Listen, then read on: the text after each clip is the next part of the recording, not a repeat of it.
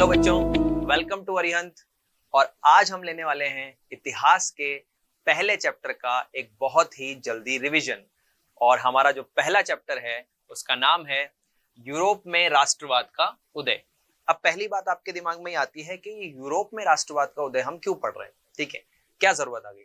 देखिए, हमें आज भारत में जो हम हमारे देश प्रेम की भावना, ये जो राष्ट्रवाद की भावना देखते हैं, उसका बीज कहां से स्टार्ट हुआ, वो स्टार्ट कहां से हुई, तो वो स्टार्टिंग जो हुआ था वो यूरोप से हुआ था। इसलिए हमें एक बैक लेवल पे जाकर हमें देखना है कि आज जो हम भारत में देख पा रहे हैं या और भी जगहों पर जहां भी लोकतंत्र चल रहा है, अगर हम वो देख पा रहे हैं तो उसका जन्म जो है वो यूरोप से हुआ था। छोटा सा आइडिया राष्ट्रवाद का भी ले लेते हैं। और एक वर्ड अगर हम राष्ट्रवाद को हमारे दिमाग में लेकर के चलें, तो जब हम कहते हैं कि सब समान, सारे देश के लोग एक जैसे हों, सबके लिए एक कानून हो, ये जो भावना है कि राष्ट्रीय एकता बने, इसको राष्ट्रवाद या उदारवाद की जो भावना है वो हम कह सकते हैं, ठीक है। तो यूरोप में जो राष्ट्रवाद है वो सबसे पहले आया और उसमें भी जो उसका जनक था वो फ्रांस से रहा। तो चलिए एक एक करके हम इसको स्टार्टिंग करते हैं। देखिए, 19वीं शताब्दी के आसपास जो है पूरा जो जो फ्रांस था उसके अंदर, यूरोप के अंदर क्या था, साम्राज्यवाद यानी कि निरंकुश राजाओं का राज हुआ करता था। और धीरे धीरे एक भावना डेवलप होने लग गई थी 19वीं सदी के आसपास कि जी यहाँ पे इन साम्राज्यवादी और वंशवादी ताकतों को हटाकर क्यों ना एक राष्ट्र राज्य का उदय हो। और इसका जो जनक, जो बीज यूरोप के अंदर पड़ा, वो हुआ स्टार्ट फ्रांसीसी क्रांति से। और वो फ्रांसीसी क्रांति थी हुई 1789 के अंदर, ठीक है। तो जो वंश थे उनको हटाने के लिए हम एक देश राज्य हमको लाना था और फ्रांसीसी क्रांति इसकी जनक बनी। तो आप देखें, पूरी दुनिया में यूरोप ने ये दिया और यूरोप में किसने दिया, फ्रांस ने, ठीक है। तो ये हमारा पहला पॉइंट रहेगा। तो फ्रांसीसी क्रांति के बारे में आप 9th में भी पढ़ के आए हैं। तो ये जो 1789 था, इससे पहले क्या था, इससे पहले राजवंश राज किया करते थे फ्रांस में।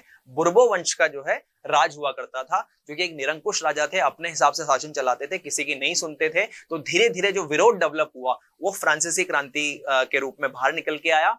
और वो 1789 के अंदर राष्ट्र राज का जो है एक मार्ग प्रशस्त हुआ और बुर्बो वंश के राजाओं को उखाड़ के फेंक दिया गया और फ्रांसीसी क्रांति ने जो है एक नई राह को जन्म दिया, ठीक है। चलिए, इसके बाद राष्ट्र राज्य का उदय हुआ। फ्रांसीसी क्रांति का कहना था जो राजशाही आदेश हैं इनको खत्म करो। ये नहीं कि एक राजा आदेश देगा और सबको मानना पड़ेगा, ऐसा क्यों हो। इसको हटा करके एक देश राज्य लाइए, सारा लोग एक जैसे हो, पूरा देश एक लेवल पे काम करे, ऐसा कोई सिस्टम हमें लाना होगा, ठीक है। तो उसके लिए अब देखिए, राष्ट्र को एक करने के लिए भावनाएं भी जागृत करनी पड़ती हैं। तो धीरे धीरे जो फ्रांसीसी क्रांति है उसके बाद पूरे फ्रांस को एक करने के लिए कुछ नई चीजें, जैसे आज हम भारत माता बोलते हैं, मातृभूमि बोलते हैं। क्यों बोलते हैं? ताकि एक जुड़ाव महसूस हो, एक इमोशन आए। ऐसे ही उन्होंने क्या किया कि जो वहां के लोग थे उन्होंने फ्रांसीसी क्रांति के बाद एक नया शब्द चला, पितृभूमि, जिसको वहां पर फ्रांस में ला पैट्री के नाम से जाना गया। तो यानी कि ये हमारी भूमि है, ये हमारे पिताओं की भूमि है, यहाँ पे हमारा खून पसीना लगा हुआ है, हमारे बाप दादाओं का, ये चीज सोच करके और उन्होंने ये वर्ड जो है लेना चालू किया ताकि लोगों के अंदर जोश आए और वो इसको अपनी पितृभूमि समझे। और वर्ड पे ध्यान दिएगा, अपने आप को जो लोग हैं उन्होंने क्या माना, उन्होंने अपने आप को नागरिक माना, ठीक है। अब नागरिक क्यों भैया? जब हम किसी साम्राज्य के अंडर आते थे तब हम प्रजा थे, अब ये देश हमारा है तो हम इसके नागरिक हैं। ये जो सिस्टम है वो डेवलप होने लगा। तो इसकी वजह से जो राष्ट्र राज्य की भावना है वो और उद्गम होकर के बाहर आई। तो पितृभूमि, नागरिक में जो हमारा नागरिक जो था उसके लिए वो क्या वर्ड यूज करते थे, ली सिटिजन, ठीक है। तो ये वर्ड उन्होंने यूज किए। तो देखो धीरे धीरे और क्या चीजें डेवलप की जिससे धीरे धीरे जो पूरा फ्रांस है वो एक साथ आया, पितृभूमि लिया है, नागरिक का कॉन्सेप्ट लिया है। उसके बाद फ्रांसीसी लोगों ने क्या किया, एक नया फ्रांसीसी ध्वज। देखो, अलग अलग जो वंश थे, अलग अलग साम्राज्य थे, वो अपने अपना ध्वज यूज किया करते थे, लेकिन उसकी वजह से बटा हुआ महसूस होता था फ्रांस। अब क्या किया गया, एक फ्रांस का पूरा एक ध्वज बनाया गया जो 3 रंग का, जैसे हमारा तिरंगा है वैसे ही 3 रंग का फ्रांस का ध्वज बनाया गया, जिससे एक फीलिंग आए कि भाई फ्रांस के सारे लोग एक साथ हैं। और फ्रांसीसी ध्वज ने वो राष्ट्रीय राज की जो भावना है उसको आगे बढ़ाया, ठीक है। उसके बाद जो भाषा होती है, भाषा का भी अपना बहुत बड़ा रोल होता है।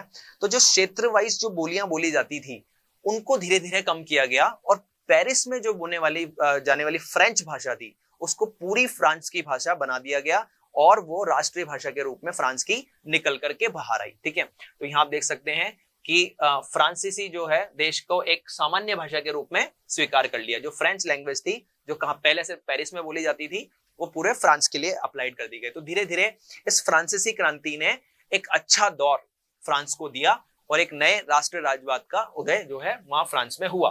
ठीक है, अब भैया क्या होता है, बहुत सब कुछ अच्छा चल रहा था, लेकिन अब सब कुछ अच्छा देखा नहीं जा सकता।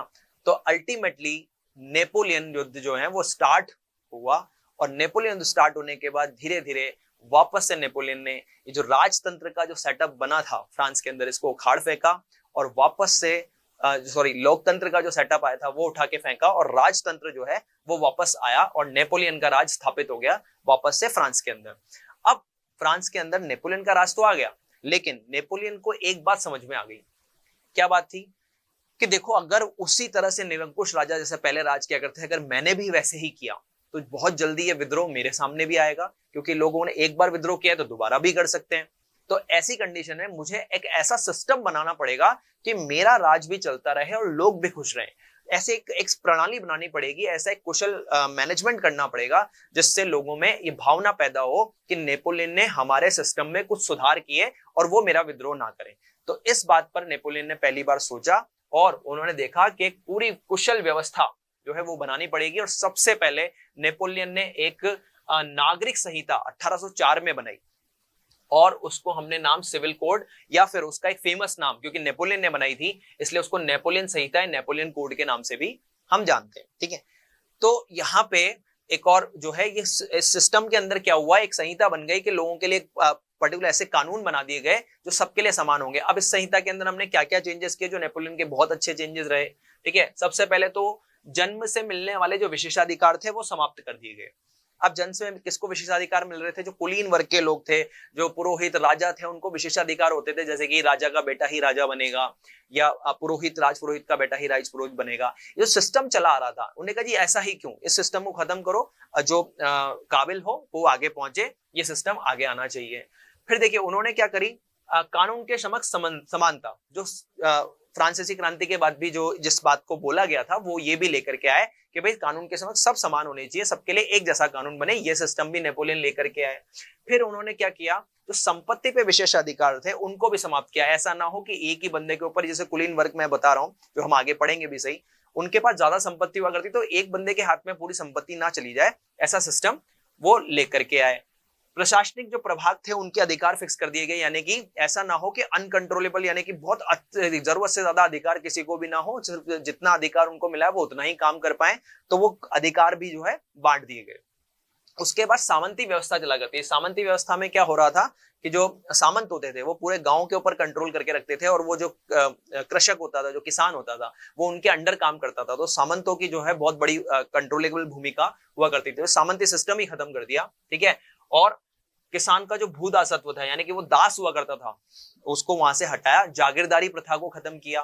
ठीक है, इसके अलावा जो शहरी क्षेत्र थे वहां के जो कारीगर थे वो वहां के संघों के अंडर काम करते थे, तो उनको संघों के नियंत्रण से निकाला ताकि वो अपना स्वतंत्र रूप से काम कर सकें।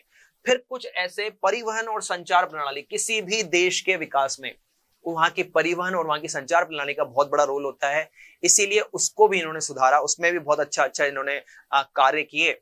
और कुछ सार्वभौमिक कानून, जो कि यानी कि समझ रहे हैं आप, सार्वभौमिक कानून का मतलब यूनिवर्सल, जो सबके लिए हैं, हर एक पे अप्लाइड होंगे, ऐसे कानून जो देश के हर नागरिक पे एक जैसे अप्लाइड होंगे, वो कानून बनाए उन्होंने। ठीक है, और फिर लास्ट में पूरे फ्रांस को एक करने के लिए जो अलग अलग वंशों की मुद्राएं चलती थी उनको हटा करके एक राष्ट्रीय मुद्रा वो लेकर के आए, और एक मानकीकृत भार, यानी कि एक जैसे भार के सिस्टम, यानी कि यहाँ किलो चल रहा है तो वहां भी किलो चले, ऐसा नहीं है कि यहाँ किलो चल रहा है वहां लीटर चल रहा है, अलग अलग जो मानक हैं भार के वो ना हो। तो ये सारा सिस्टम जो है नेपोलियन लेकर के आए, और नेपोलियन ने अपने आने के बाद कुछ सुधार किए।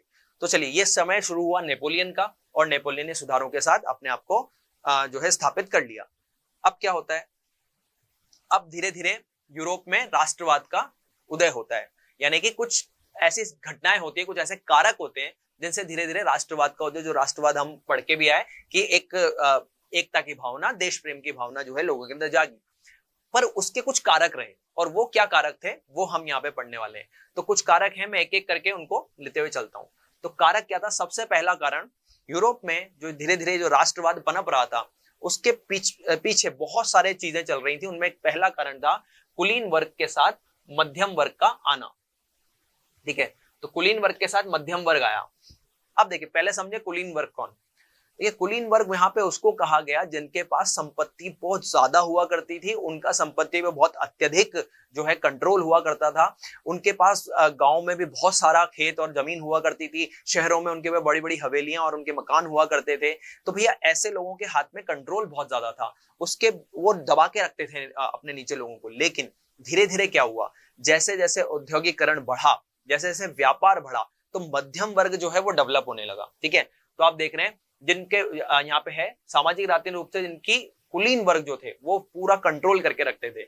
लेकिन जैसे जैसे औद्योगिक इकाइयां खुलने लगी तो फिर क्या हुआ कि आप देखते हैं जब उद्योग खुलते हैं तो जो हमारा औद्योगिकरण के अंदर एक उद्योगपति होगा, फिर उसको बेचने के लिए व्यापारी आएंगे, फिर श्रमिक वर्ग आएगा, फिर सेवा देने वाले लोग आएंगे। ये सारे लोग धीरे धीरे डेवलप हुए और एजुकेशन का जो लेवल है वो बढ़ा। तो धीरे धीरे एक मध्यम वर्ग मार्केट में आया, और मध्यम वर्ग का भी थोड़ा थोड़ा जब उनके हाथ में पैसा बढ़ा तो वो मध्यम वर्ग, गरीब जो लोग थे वो मध्यम में आने लगे। और उनके अंदर एक सोच डेवलप हुई कि भाई ये सारा कंट्रोल कुलीन लोगों के हाथ में क्यों, या सारा कंट्रोल इन बड़े लोगों के हाथ में क्यों, क्यों ना पूरा राष्ट्र जो है वो एक हो और उसके अंदर सबको समान अधिकार मिले। तो देखिए आप यहाँ पे जो डेवलप हुए, जो धीरे धीरे जो वर्ग डेवलप हुए, जैसे कि उद्योगपति, व्यापारी, सेवा क्षेत्र के लोग, ये सब आए। और इन्होंने, आपको पता है नेपोलियन ने पहले ही विशेषाधिकार समाप्त कर दिए थे, तो कुलीन लोगों के विशेषाधिकार तो खत्म हो गए। तो धीरे धीरे इनके बीच में जो ये शिक्षित हो गए थे, तो राष्ट्रीय एकता की भावना जो है, विचार, वो धीरे धीरे इनके अंदर पनपने लगा। तो ये पहला कारक बना। और इसको शॉर्ट में अगर हम बोलें तो मध्यम वर्ग जैसे ही आया, उनके आने से एक भावना पनपी कि भाई अब जो है राष्ट्र राज्य का उदय होना चाहिए। ये पहला कारण हुआ। दूसरा, अब इससे जो राष्ट्रीय एकता की भावना जो इन मध्यम वर्ग के बीच में आई, तो उस राष्ट्रीय एकता को धीरे धीरे उदारवाद में कन्वर्ट हुआ। अब ये उदारवाद क्या है? देखिए, उदारवाद का मतलब है कि जो रूल्स एंड रेगुलेशंस है ना, वो सबके लिए समान बने, यानी कि उनमें रिलैक्सेशन हो, और वो ऐसे बिल्कुल कड़े नियम ना हो जिन जैसे कि राजा हुआ करता था। अब राजा के टाइम पे क्या है, राजा ने बोल दिया जी ऐसे ही होगा तो फिर वैसा ही होगा। ठीक है, ऐसा नहीं, सबसे पूछ के, सबसे एक सिस्टम बने, एक कुशल प्रणाली बने जिसके थ्रू काम हो। तो कुछ उदारवादी जो शब्द है वो आया, राष्ट्रवाद को उसने आगे बढ़ाया। तो ये मध्यम वर्ग के अंदर जो उदारवादी बढ़ाया उसका क्या अर्थ था? तो वो क्या चाहते थे, राष्ट्रीय एकता का जो विचार था उसमें मध्यम वर्ग के बीच में वो सबसे बड़ी चीज जो चाहते थे वो थी स्वतंत्रता। हमें अपने तरह से काम करने की आजादी हो, कानून के समक्ष सभी बराबर हो। ठीक है, लेकिन हम ये नहीं कह सकते कि उदारवाद की भावना ही सबसे बड़ी चीज बनी, उसमें भी कुछ कमियां थी। उदारवाद की भावना के अंदर फिर भी उस टाइम पर भी ये सोच रही कि जो वोट देने का अधिकार है वो सबको समान नहीं रहेगा, वो सिर्फ जो है जो अधिक संपत्ति वाले लोग हैं सिर्फ वही विशेष अधिकार रखेंगे वोट देने का। तो कुछ अच्छी बातें उदारवाद में थी, कुछ खराब बातें थी, लेकिन उदारवाद का एक दौर जो है वो स्टार्ट हो गया आना। ठीक है, अब भैया फिर से थोड़ा दौर बदलता है, कहानी आगे बढ़ती है। तो मध्यम वर्ग धीरे धीरे डेवलप हो रहा था, उदारवाद आ रहा था। इसी बीच में 1815 के अंदर एक बड़ा चेंज आता है, जो नेपोलियन जो अपना 1804 के बाद जो उन्होंने शासन अपना इस सिविल कोड से स्टार्ट किया था, 1815 में आते आते क्या होता है कि 4 जो बड़े देश हैं, यानी कि हमारे ब्रिटेन, रूस, प्रशा और ऑस्ट्रिया, ये अटैक कर देते हैं भैया नेपोलियन के ऊपर, और नेपोलियन हार जाता है, और नेपोलियन का जो सिस्टम चल रहा था वो सब खत्म हो जाता है, और फिर से जो वो रूढ़िवादी शासन था वो वापस से फ्रांस में आ जाता है। ठीक है, तो यहाँ पे देखिए 1815 में क्या हुआ, जो रूढ़िवादी भावना है वो वापस आई, सरकारें वापस आई। और रूढ़िवादी भावना, अब जैसे हम समझ रहे हैं राष्ट्रवाद क्या था, फिर हमने समझा उदारवाद क्या है। उदारवाद राष्ट्रवाद को आगे बढ़ाता है, पर उदारवाद अलग है। इसी तरह से रूढ़िवादी लोग कौन है? जो रूढ़िवादी लोग उन्हें कहेंगे जो पुराने सिस्टमों पे बिलीव करते हैं, जैसा चला आ रहा है वैसा चलने दो, कुछ नया मत करो। और जो राजशाही वाले लोग, जो निरंकुश शासक लोग थे, वो ऐसा ही सोचते थे। उनके हिसाब से संपत्ति का अधिकार हमारा है तो हमारा ही रहेगा, हम ही शासन करेंगे, हमारे ही बच्चे शासन में आगे जाएंगे, ऊंच नीच जो है वो बनी रहेगी। ये सिस्टम रूढ़िवाद कहलाता है। तो रूढ़िवादी लोगों का सिस्टम वापस से आ गया, वो जो राजतंत्र था पुराना का पुराना वो फिर से वापस आ गया, और जो नेपोलियन के हाथ में जो सुधार हुए थे वो वापस हाथ से चले गए। लेकिन अब क्योंकि इन चारों ने मिलकर के जो है इस जगह को जीता, उसके बाद इन्हें भी लगा कि भाई अगर हम पूरा सिस्टम सिर्फ पुराने तरीके से जो बुर्बो वंश का राजाओं को इन्होंने वापस लेके आए, ये 1815 के बाद मतलब क्या हुआ, बुर्बो वंश के राजाओं का वापस से शासन हो गया फ्रांस के अंदर, ठीक है। लेकिन फिर भी इन्होंने एक सिस्टम बनाने के लिए, क्योंकि चारों देशों ने जीता था, तो इसको कैसे चलाना है आगे, उसके लिए इन्होंने वियना एक जगह पर क्या करी, एक संधि करी, ठीक है।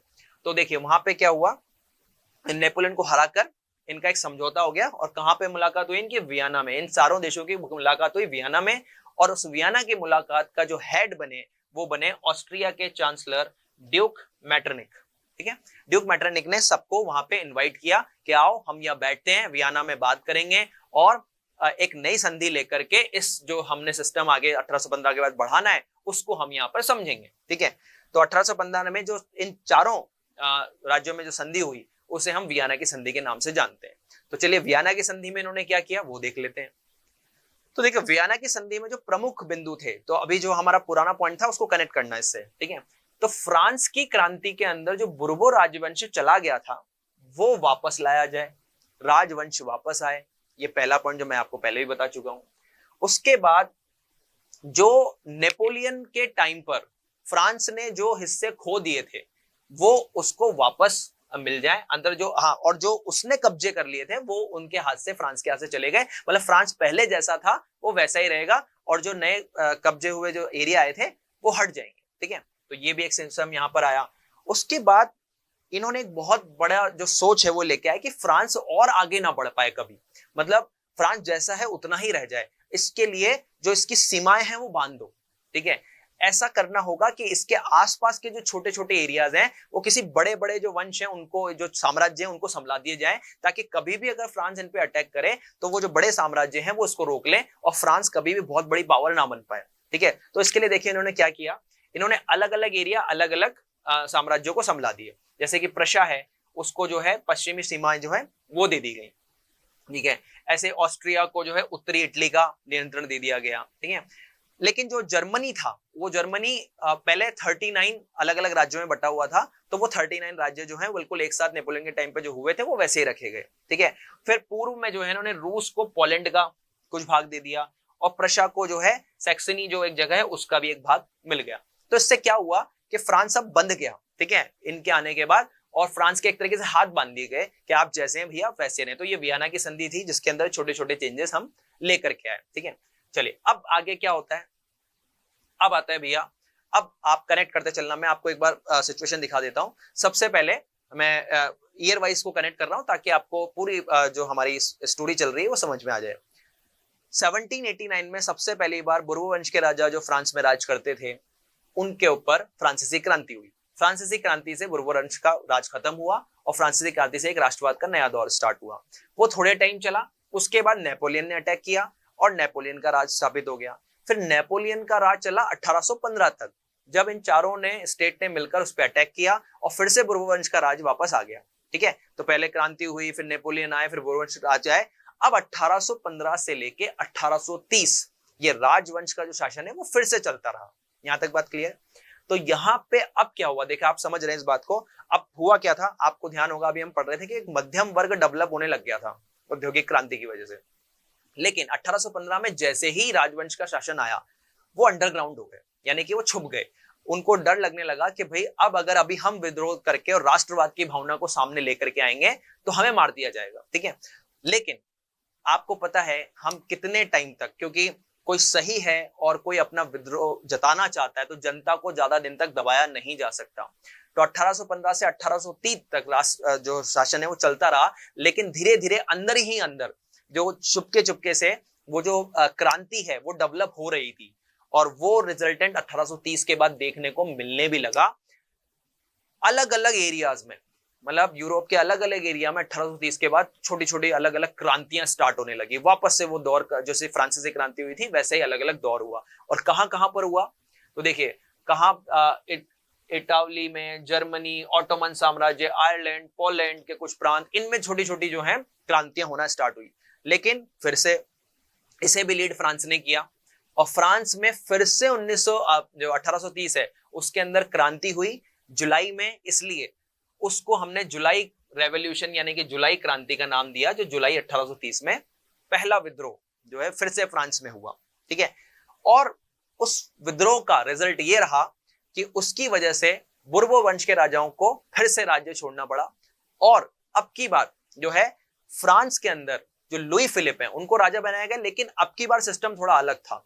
अब की बार उनको कहा गया लुई फिलिप को कि भाई आप जो है संविधान के अंडर काम करेंगे और जैसा जैसा रहेगा राजवंश काम आप करेंगे, बट कंट्रोल संविधान करेगा। तो ऐसा एक सिस्टम लेकर के आए और फ्रांस जो है वो लुईस फिलिप के पास आ गया और बुर्बो वंश का राज्य खत्म हो गया। लेकिन आपको पता है खरबूजे को देख के खरबूजा रंग बदलता है, तो वैसे सिस्टम जो है यहां पर डेवलप हुआ और जो फ्रांस की क्रांति है उसको देखकर उन्होंने कहा अगर वो वहां हो सकता है ये, तो हमारे यहाँ क्यों नहीं।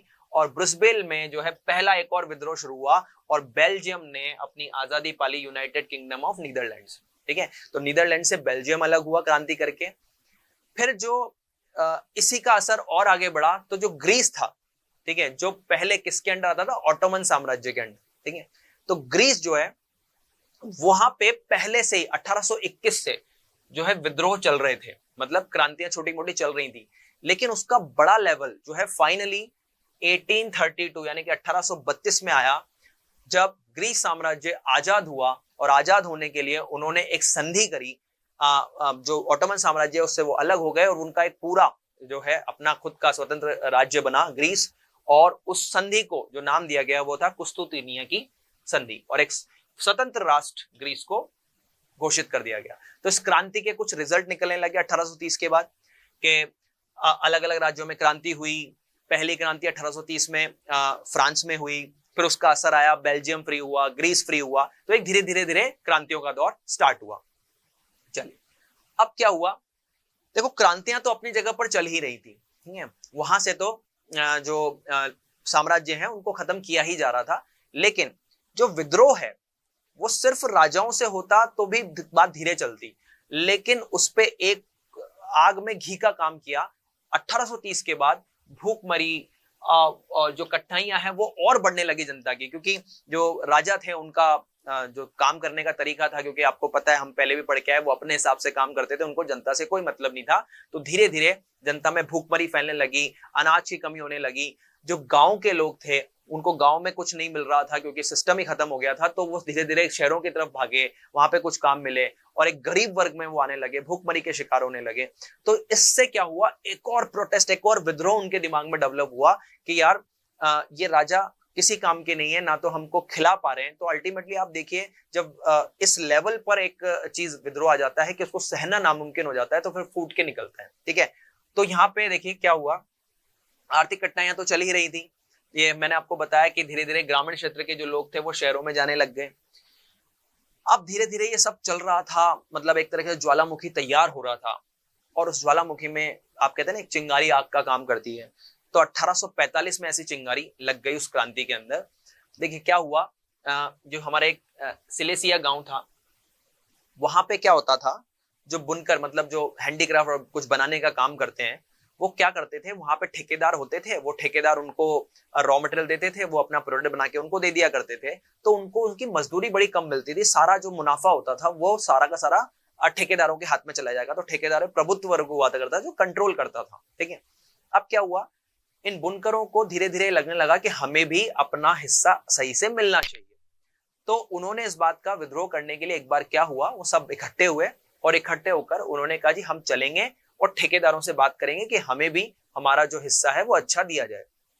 लेकिन जब वो ये ठेकेदारों से विद्रोह जताने के लिए पहुंचे, अपना विरोध जताने के लिए, तो ठेकेदारों ने उनके साथ बहुत बुरा बर्ताव किया, उनको मारपीट के भगा दिया वहां से एक तरीके से। ठीक है, तो ऐसी कंडीशन में वहां से लगा कि भाई ये तो हमारी बात तक नहीं सुनने चाह रहे हैं। तो वो बात सुनकर और रिवोल्ट बढ़ता गया और फाइनली धीरे धीरे धीरे धीरे फैलते हुए क्या हुआ, इतना ज्यादा विरोध, मतलब चिंगारी से वो आग बनता गया और इतना ज्यादा विरोध होने लगा कि फाइनली जो 1830 में लुईस फिलिप जो राजा बने थे, उन्हें लुईस फिलिप को पलायन करना पड़ा 1848 में, और उनको लग गया कि भैया अब मेरे बस की बात नहीं है। वो भाग गए और फाइनली जो है एक नेशनल असेंबली जो है वहां पे तैयार हुई, यानी कि एक सभा तैयार हुई जो कि मिलकर के पूरा संभालेगी फ्रांस को। और उसके बाद 21 वर्ष से ऊपर के जो लोग थे उनको मताधिकार दे दिया गया, गणतंत्र बना दिया गया। नेशनल असेंबली ने गणतंत्र की घोषणा की, यानी कि अब फाइनली जो फ्रांस है वो एक लोकतंत्र, एक गणतंत्र बन गया 1848 के बाद। और यहाँ पे सबको 21 वर्ष से ऊपर के जो पुरुष थे उनको मिल गया। महिलाओं को अधिकार नहीं मिला था अभी भी वोट देने का, पुरुषों को था। तो 21 वर्ष से ऊपर के जो पुरुष थे उनको ये अधिकार मिल गया। तो यहां तक की एक बात समझ में आती है कि 1830 से लेकर 1848 में काफी क्रांतियां हुई और फाइनली जाकर के कुछ रीजंस जो डेवलप हुए तो फ्रांस जो है वो एक तरीके से आजाद हो गया और वहां पे राजतंत्र खत्म होकर लोकतंत्र आ गया। ठीक है, अब जो 1848 था, अब देखिए वही वाली बात है कि जो आपके एक लेखक है उन्होंने लिखा है कि फ्रांस को छींक आती है तो पूरे यूरोप को जुकाम होता है। यानी कि फ्रांस में जो डेवलपमेंट हो रहे थे उसको और भी जगहों पे देखा गया, तो धीरे धीरे एक उदारवादी क्रांतियां और भी जगह 1848 के बाद धीरे धीरे डेवलप हुई। तो यहाँ पे आप देख सकते हैं ये जो सिस्टम अभी हम पढ़ने जा रहे हैं इसमें क्या हुआ कि जर्मनी जो था उसके अंदर बहुत वहां पे भी विद्रोह चल रहा था। तो उस विद्रोह का जो एक रिजल्ट निकल के आया वो ये था कि वहां पर जो ये जो मध्यम वर्ग के लोग जो डेवलप हो रहे थे इनका एक चुनाव हुआ और चुनाव के अंदर 1831 प्रतिनिधि चुन करके आए 18 मई 1848 को। ठीक है, और इनका ये नया एक सिस्टम उन्होंने डेवलप किया कि जी ये 1831 जो लोग हैं वो एक फ्रैंकफर्ट संसद बनाएंगे। फ्रैंकफर्ट शहर के अंदर पहली पार्लियामेंट बनी, उसको लिए फ्रैंकफर्ट पार्लियामेंट या फ्रैंकफर्ट संसद बोला गया। ठीक है, और ये जो संसद बनाएंगे ये संसद कानून बनाएगी, एक सिस्टम बनाएगी और 1831 लोग मिलकर बनाएंगे। लेकिन बनाएंगे ये और इनके नीचे राजा रहेगा, वो राजा राज करेगा, वो चलाएगा, लेकिन सिस्टम जो है वो पूरा बनकर के संविधान से आएगा। वो संविधान के अंदर ही रह के कार्य कर पाएगा, वो अपने हिसाब से सिस्टम को चेंज नहीं कर पाएगा। ठीक है, ये इन्होंने एक सिस्टम बनाया। तो भाई जो वो इनका जो पहला जो कह सकते हैं हम जुलूस है वो पहुंचा और सेंट पॉल चर्च के अंदर इनका पूरा एक आयोजन रखा गया और 18 से अधिक लोगों को पूरा का पूरा राष्ट्र का एक संविधान, एक प्रारूप इन्होंने तैयार कर दिया। और इन्होंने जो फेडरिक विल्हेम चतुर्थ थे उनको राजा बनाने का अनाउंसमेंट किया। लेकिन राजा बनने से पहले ही ये जो फ्रेडरिक विल्हेम चतुर्थ थे, ताज पहनने से पहले ही वो उन्होंने ये जो इनका सिस्टम इन्होंने जो बनाया था उसे अस्वीकार कर दिया। उन्हें कहा ऐसे थोड़ी चलेगा, आप लोग बनाओगे, मैं तो कुछ करने का नहीं, मैं तुम्हारा मोहरा बन के रह जाऊंगा। तो वो जाकर के मिल गए विरोधियों से, विरोधी जो राजा थे, जो राजा विरोध कर रहे थे इस पूरे सिस्टम का, उनसे जाकर के मिल गए। ठीक है, और मिलने के बाद जो है विरोध करना उन राजाओं के साथ इस पूरी सभा का उन्होंने स्टार्ट कर दिया। अब इस सभा में क्या था, जो मध्यम वर्ग के और जो ज्यादा हाई कंट्रोल वाले लोग थे वो तो आ गए, लेकिन इसको भी सपोर्ट नहीं था किसका, श्रमिक और कारीगर जो निचले वर्ग के लोग थे उनका भी सपोर्ट नहीं मिला। और इधर से राजा विरोध कर रहे हैं। तो फाइनली प्रोटेस्ट हुआ और ये नेशनल जो फ्रैंकफर्ट संसद इसको भी जो है खत्म कर दिया गया, इसको भी दबा दिया गया। और फिर से जो एक तरह से जर्मनी के अंदर थोड़ा बहुत जो राजतंत्र से लोकतंत्र आने वाला था उसको फिर खत्म कर दिया। तो आप देख रहे हो एक पूरा सिस्टम जो अभी तक बन रहा है उसमें क्या देखने को मिल रहा है कि पहले जो राष्ट्रवाद की भावना डेवलप होती है, लोग दमन करते हैं राजतंत्र फिर हावी होता है उनके ऊपर, फिर से क्रांतिकारी आते हैं, वो फिर से उनको राजाओं को हटाते हैं, फिर से राजा जो है क्रांतिकारियों का दमन कर देते हैं। मतलब चूहे बिल्ली का एक खेल जो है वो चल रहा है इनके बीच में। तो यहां से क्या हुआ, अब इस सिस्टम से वो नेशनल असेंबली तो खत्म हो गई, लेकिन वो नेशनल असेंबली खत्म होने के बाद जो है धीरे धीरे जर्मनी के एकीकरण की तरफ जो है हम बढ़े। और अब कुछ ऐसे कारण बने जिसने पूरी जर्मनी को एक किया। अब आपको पता था, मैं पहले भी बोल के आया, फिर से बोल रहा हूं, जर्मनी जो है वो 39 अलग अलग राज्यों में बटा हुआ था। तो इन 39 राज्यों को एक साथ लाना था। तो इसमें सबसे बड़ा रोल जो है वो हमारा प्ले किया प्रशा ने। ठीक है, तो प्रशा ने क्या किया, प्रशा सबसे ज्यादा पावरफुल राज्य हुआ करता था सारे राज्यों में। तो उसने क्या किया कि भाई मैं जर्मनी को पूरा एक लेवल पर लेकर के आऊंगा। ठीक है, इसके लिए 7 साल तक उसका युद्ध चला ऑस्ट्रिया, डेनमार्क और फ्रांस के साथ, ठीक है। और फाइनली 7 साल बाद उसने वो जो उनके कब्जे वाले जो जगह थी उनको हटा करके पूरा का पूरा एक पूरा जो है जर्मन राज्य है वो तैयार किया, ठीक है। तो इनकी जीत हुई 7 साल बाद और जर्मनी के एकीकरण की प्रक्रिया शुरू की गई, ठीक है। तो जर्मनी के अंदर मैंने बोला 39 अलग अलग राजा थे, उनका राज्य थे। तो वहां के सारे शासक, वहां के सेना के प्रतिनिधि, और ये कौन थे? ऑटो वॉन बिस्मार्क, ये प्रमुख मंत्री थे प्रशा के। तो ये प्रशा का क्योंकि ज्यादा मतलब एक तरीके से कहें तो कंट्रोल ज्यादा था, क्योंकि उन्होंने ही ज्यादा काम किया था। तो इन सब की बैठक हुई कहां पे? वर्साय में, ठीक है। और वहां पर यह डिसाइड हुआ कि जो नया हम जर्मनी बनाने जा रहे हैं, उस नए जर्मनी की पूरी कमान किसको संभाली जाए? काइजर विलियम प्रथम को, ठीक है। और जर्मन साम्राज्य की घोषणा कर दी गई और उनको अध्यक्ष बना दिया गया, राजा बना दिया गया, ठीक है। और जर्मनी की अपनी जो है एक मुद्रा, उनका बैंकिंग सिस्टम, उनके अपने कानून, न्याय प्रणाली जो है वो सब एक तरह से कर दी गई, उनको नए तरीके से डेवलप कर दिया गया, ठीक है। तो आप देख रहे हैं जर्मनी का जो सिस्टम है, तो इस तरह से हम कहें तो 1871 में जर्मनी एक पूरा जो कंप्लीट एकीकरण होकर एक राज्य बन गया, एक देश बन गया। तो कहां से शुरू हुआ जर्मन का पॉइंट ऑफ व्यू? जो फ्रैंकफर्ट संसद थी वो खत्म हुई, और उसके बाद धीरे धीरे जो प्रशा है उसने इसको एक करने में बहुत बड़ी हेल्प करी, ठीक है। अब जर्मनी का एकीकरण हो गया, उसके बाद देखो धीरे धीरे ये चीजें आगे बढ़ रही हैं। फ्रांस फ्री हो गया, फ्रांस के बाद जर्मनी जो है वो आगे बढ़ा। अब ये बात कहां तक पहुंची भैया? इटली तक। तो इटली पहले क्या था, आपको समझना पड़ेगा इस सिस्टम से पहले, कि इटली जो है वो पहले 7 अलग अलग राज्यों में डिवाइडेड था, ठीक है। अब इन 7 अलग अलग जो राज्य थे उनमें से एक था हमारा सार्डिनिया पिडमोंट। ये सार्डिनिया पिडमोंट की हम बात क्यों कर रहे हैं? क्योंकि यही एक ऐसा उन 7 राज्यों में राज्य बचा था जहां पे जो इटली के जो पुराने राजवंश था, जो मतलब जो पुराना शासक थे वो राज करते थे, बाकी सब अलग अलग लोगों के कंट्रोल में चला गया था। अगर बेसिकली देखें तो 3 अलग अलग साम्राज्य उन 7 जगहों पर में से, जो एक सार्डिनिया पिडमोंट को छोड़ दें तो बाकी जगह पर राज कर रहे थे। जैसे कि उत्तरी जो भाग था इटली का वो था भैया हमारे ऑस्ट्रिया के कब्जे में कभी कहीं, और जो दक्षिणी भाग था वो स्पेन के कंट्रोल में आता था, और जो मध्य का एरिया था उन पे पोप जो हुआ था, पोप आप समझते हैं कि जैसे हमारे यहाँ पे मंदिर में पुजारी और मौलवी वगैरह होते हैं, वैसे ही क्रिश्चियंस में पोप होते हैं, तो उनका वहां पे आधिपत्य और कंट्रोल हुआ करता था। तो क्या हुआ? तो ये हम सार्डिनिया पिडमोंट था, इन्होंने कहा कि जी नहीं, अब अगर वहां हुआ है तो हमको भी यहाँ पे जो है एकीकरण लाना पड़ेगा और धीरे धीरे आगे बढ़ना पड़ेगा।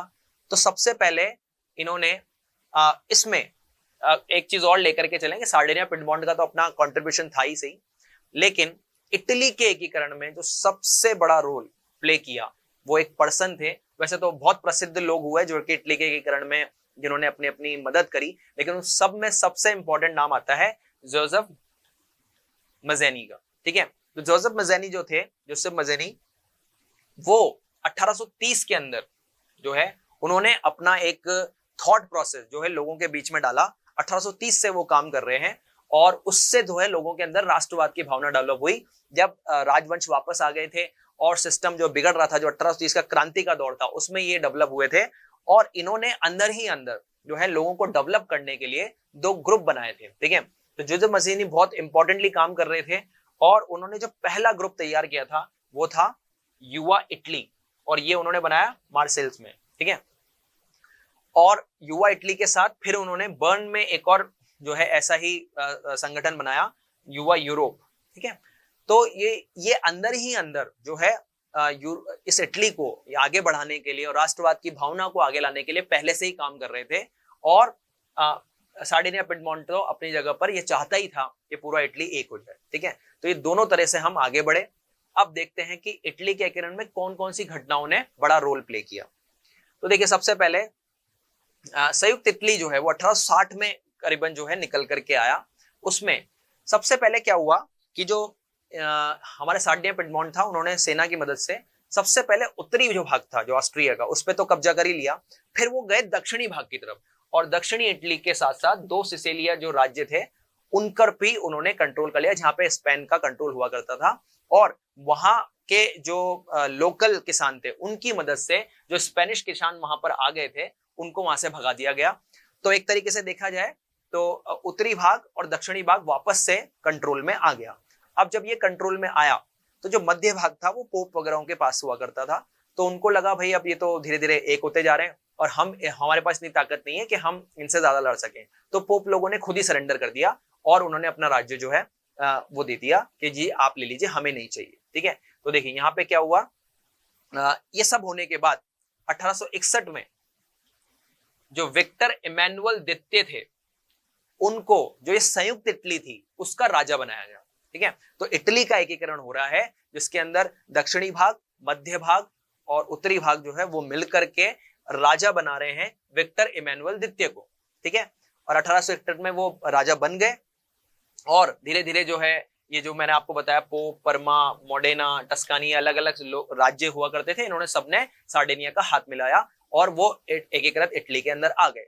तो 1861 में एक एकीकृत इटली जो है वो नजर आया। ठीक है, और धीरे धीरे आगे बात बढ़ी और रोम भी जो है वो सार्डिनिया का हिस्सा बन गया बाद में, और फाइनली 1871 में एक अंतिम एकीकरण हो गया और इटली पूरा एक हो गया जैसे जर्मनी एक हुआ था। तो धीरे धीरे आप देख रहे हैं फ्रांस गणतंत्र बन गया, फिर जो जर्मनी है वो आ गया एकीकृत होके, ऐसे इटली पूरा एक हो गया। अब ऐसे ही और बात आगे बढ़ी और अब हम एकीकरण की प्रक्रिया जो है वो लेके चलते हैं ग्रेट ब्रिटेन की तरफ। तो पहले तो आपको समझना पड़ेगा कि ग्रेट ब्रिटेन में बनाने के लिए सबसे इंपॉर्टेंट रोल किसने प्ले किया। तो यहाँ पे सबसे इंपॉर्टेंट रोल था इंग्लैंड का। पहले तो आपको समझना पड़ेगा कि इंग्लैंड नहीं, और यहाँ पे आपको एक विशेष बात ये देखने को मिलेगी कि यहाँ पे इतने बड़े कोई जिस तरह से विरोध और क्रांतियां और युद्ध वहां पे हुए वैसा कुछ ज्यादा यहाँ पर नहीं हुआ। ये बहुत इजीली जो है काम यहाँ पे हो गया। उसका एक रीजन था, देखो जो इंग्लैंड था, जो अंग्रेज शासन था, ठीक है, वो काफी धनी हो गया था और धनी शासन था, उनके पास जो है शक्तियां बहुत थी, उनकी संस्कृति भी काफी जो है वो रिच थी। तो उन्होंने क्या किया, उन्होंने धीरे धीरे अपना प्रभुत्व जो है दूसरों पर जमाना शुरू किया।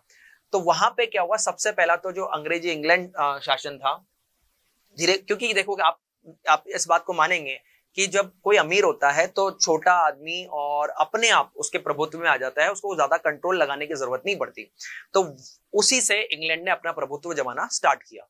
उसके बाद इंग्लैंड में जो संसद थी, लंबे समय से ये मांग चल रही थी इंग्लैंड के अंदर कि भाई राजशाही से जो अधिकार छीनकर वो इंग्लैंड के संसद को दिए जाएं, और फाइनली 1688 में वो हुआ और सत्ता जो है वो इंग्लैंड की संसद के हाथ में आ गई, और उस संसद के अंदर जितने भी लोग आए उसमें इंग्लैंड का जो प्रभुत्व है वो सबसे ज्यादा हुआ। ठीक है, तो ये एक तरीके से आगे बात बढ़ रही है। अभी तो इंग्लैंड में जो है वो सिस्टम शुरू हुआ।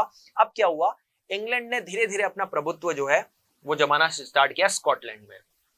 ठीक है, अब देखिए स्कॉटलैंड जो है उसको ज्यादा दिक्कत नहीं आई इनको करने में, उसके साथ तो इन्होंने बहुत ही इजीली एक संधि कर ली, एक तरीके से एक ट्रीटिंग कर ली, और स्कॉटलैंड को अपने साथ लेकर के, क्योंकि देखिए मैंने पहले ही बोला कि अमीर थे जो इंग्लैंड था, उसके बाद काफी पैसा, काफी रिच कल्चर, काफी अच्छा सिस्टम था, तो ये खुद ही उनके साथ आ गए कि ठीक है जी हम छोटे हैं, हम तो आपके साथ आ जाते हैं, आप जैसे रखोगे वैसे रह लेंगे। ठीक है, लेकिन जो इंग्लैंड था उन्होंने धीरे धीरे एक स्ट्रेटेजी के थ्रू इसमें काम किया और उन्होंने स्कॉटलैंड को बोला जी कि आप अपना कल्चर फॉलो नहीं करोगे, आपको हमारा कल्चर अपने यहाँ लाना पड़ेगा, जो स्कॉटिश लैंग्वेज आपके यहाँ चलती है वो हटेगी, आपको यहाँ भी इंग्लिश ही बोलनी पड़ेगी। तो धीरे धीरे सारी बातें इन्होंने स्कॉटलैंड से मना करके स्कॉटलैंड को अपने अंडर कर लिया। ठीक है, तो इस तरह से स्कॉटलैंड आ गया। उसके बाद इनकी नजर गई आयरलैंड के ऊपर। ठीक है, तो आयरलैंड में क्या था, जो आयरलैंड पे जैसे ही पता लगा कि भाई इंग्लैंड जो है वो अपना प्रभुत्व चाहता है, वहां पे कैथोलिक्स ने प्रोटेस्ट कर दिया। ठीक है, तो कैथोलिक्स का प्रोटेस्ट जो है वो उन्होंने कहा जी हमें मंजूर नहीं है ये जो इंग्लैंड का जो शासन है वो हमारे ऊपर आए। तो उन्होंने इस पे प्रोटेस्ट जरूर किया, लेकिन उस प्रोटेस्ट को बहुत ही प्लानिंग वाले तरीके से इंग्लैंड ने दबा दिया, और दबाने के बाद अब जो आयरलैंड है वो भी इनके हाथ में आ गया। ठीक है, और वेल्स भी धीरे धीरे इनके पास आ गया। तो इस तरह से पूरा जो आसपास की कंट्री है वो मिल करके एक ग्रेट ब्रिटेन की स्थापना हुई, जिसका मेन कंट्रोल इंग्लैंड के हाथ में आ गया। ठीक है, तो इस तरह से ग्रेट ब्रिटेन बना। तो आप देख रहे हैं कि शुरू से आप अब अगर हम सिस्टम लेते हुए चलें तो हम कहां तक आ गए, देखो 1789 से, फिर उसके बाद नेपोलियन आए, नेपोलियन 1815 तक रहे, 1815 से लेकर जो 1830 का दौर था उसमें फिर से बुर्बो वंश आ गया फ्रांस में। फिर उसके बाद 1830 से लेकर के जो 1848 का दौर था उसमें क्रांतियां होती गईं, और उन क्रांतियों के रिजल्ट के बाद 1848 से धीरे धीरे पहले फ्रांस पूरा एक सिस्टम बना, उसके बाद फिर जर्मनी पे उसका इफेक्ट आया, जर्मनी एक हुआ 39 राज्यों में, फिर उसका इफेक्ट इटली पे आया, इटली का एकीकरण हुआ, फिर उसके बाद ग्रेट ब्रिटेन पे आया। तो इस तरह से हमारे चैप्टर के अंदर हमने अलग अलग एकीकरण देख लिए। अब चलते हैं, देखो अब क्या हो गया कि जो राष्ट्र बनते जा रहे थे उनको एक रखने के लिए, जैसे मैं एक एग्जांपल देता हूं, आज आपको पता है कि जो आज का जो हमारा इंडिया भारत है वो भी पहले ऐसा नहीं था, अलग अलग राज्यों में बटा था। अब जब 1947 के बाद जो राज्य हमारे साथ आए वो भारत का हिस्सा बन गए, तो वो जो हिस्सा बने अब उन सबको एक साथ रखने के लिए क्या है, कुछ सिंबल्स की जरूरत पड़ती है। तो आज हम क्या करते हैं, हम पूरे भारत को एक सिंबल देते हैं, भारत माता। जब भारत माता कहीं दिखती है तो हमारा उससे एक जुड़ाव आता है कि हमारा पूरा भारत जो है वो एक है। तो वही सिस्टम राष्ट्र को जो है एक दृश्य की कल्पना देना, मतलब अगर हमारा भारत दिखेगा तो कैसा दिखेगा, वो इस भारत माता जैसा दिखेगा। तो वैसा ही एक सिस्टम जो है यहाँ पे भी किया गया कि ताकि ये जो राष्ट्र है वो जुड़े रहे। तो उसके लिए देखो साथ क्या हुआ, जो फ्रांस था, मतलब राष्ट्रों ने अपने आपको एक महिला का रूपक दे दिया, एक रूपक उन्होंने दिया कि अगर ये फ्रांस दिखेगा तो कैसा दिखेगा, तो फ्रांस को एक लेडी जैसा दिखा गया, एक महिला जैसा दिखा गया, जिनका नाम रखा गया मारियान। ठीक है, तो मारियान जो है वो एक रिप्रेजेंटेटिव हो गई फ्रांस की। इसी तरह से जर्मन राष्ट्र का जो रूपक बना वो हो रहा जर्मेनिया, एक लेडी बनाई गई जर्मेनिया जो कि उसकी रूपक बनी। तो इससे क्या है, धीरे धीरे राष्ट्र का जो जुड़ाव है वो बढ़ता गया। ठीक है, तो फाइनली जो एकीकरण हुआ था वो एक राष्ट्र में बदलता गया और राष्ट्र के अंदर एक जो ये भावना है वो डेवलप होने लगी। और फाइनली अगर हम देखें तो अब हम कहां आ रहे हैं कि इसके बाद जो 19वीं शताब्दी है, अब आप देख रहे हैं कि राज्य बड़े हो गए, लेकिन कहीं ना कहीं इस बात को आपको समझना पड़ेगा कि चाहे राज्य छोटा हो जाए, चाहे आज जर्मनी इतना बड़ा हो गया, ग्रेट ब्रिटेन इतना बड़ा हो गया, या सब एकीकरण इटली का हो गया, लेकिन सत्ता की भूख जो है ना वो जाती नहीं है। ठीक है, और चाहिए और चाहिए। तो देखिए ये जो मैं पहले समझा दूं ये बाल्कन क्या है। बाल्कन, तो देखो बाल्कन राज्य जो थे वो बहुत ही, मतलब पहले ऑटोमन साम्राज्य के अंडर आया करते थे, लेकिन जब ऑटोमन साम्राज्य का थोड़ा थोड़ा जो कंट्रोल है वो कम होता गया, तो पहले उनमें खुद ही लड़ाई चल रही थी कि हमें अब जो सिस्टम है वो कौन संभालेगा, इतने छोटे छोटे राज्य थे। लेकिन प्रॉब्लम कहाँ है, आप इस बात को मानेंगे कि कोई भी उस जगह पर जाना पसंद करता है सबसे पहले जहां पे रिसोर्सेस, संसाधन बहुत होते हैं, जो संसाधनों से बढ़ा हुआ, जहां पे खनिज भंडार, जहां पे अच्छे अच्छे मिनरल्स ये सब मिलते हैं, वहां पे सब अपना आधिपत्य चाहते हैं। तो यही हुआ बाल्कन राज्य के साथ। बाल्कन राज्य में भी क्या है, रिसोर्सेस बहुत ज्यादा थे, संसाधन बहुत अच्छे थे, तो सारे बड़े राज्यों की जो है नजर वहां थी कि ये हमें चाहिए। तो क्या हुआ, देखिए आप, सारे बड़े राज्य रूस, जर्मनी, इंग्लैंड, ऑस्ट्रिया, हंगरी, इनके अंदर जो है ना एक रेस चल गई कि कौन जो है ना अब ये बाल्कन राज्य को अपने अंडर करेगा। ठीक है, तो इसकी वजह से क्या हुआ, इन सब में युद्ध होने लगे धीरे धीरे धीरे। एक तो अंदर ही बाल्कन राज्य के अंदर युद्ध चल रहे थे छोटे छोटे कंट्रीज में, फिर उसके अलावा ये और अटैक कर रहे हैं। तो फाइनली क्या हुआ, ये सब युद्ध इतने बढ़ने लग गए कि 19वीं शताब्दी के एंड में आते बहुत ज्यादा हो गया, और यही कारक बना पहले विश्व युद्ध का। जो 1914 में जो पहला विश्व युद्ध शुरू हुआ, उसका कारण भी ये बाल्कन राज्य ही कहीं ना कहीं बने, और उसी से जो है सिस्टम आगे बढ़ता चला गया। ठीक है, तो अब ये 19वीं शताब्दी का जो दौर है वो हमने यहाँ तक क्लियर कर लिया। यूरोप में राष्ट्रवाद जो आया उसका क्या रिजल्ट निकला वो हमने इसमें देख लिया। तो हमारा इस वाले चैप्टर का जो हम कह रहे थे कि बहुत ही शॉर्ट में हम पढ़ना चाह रहे थे, वो हमने यहाँ पे कंप्लीट कर लिया है। आशा है आपको पसंद आया होगा। Thank you.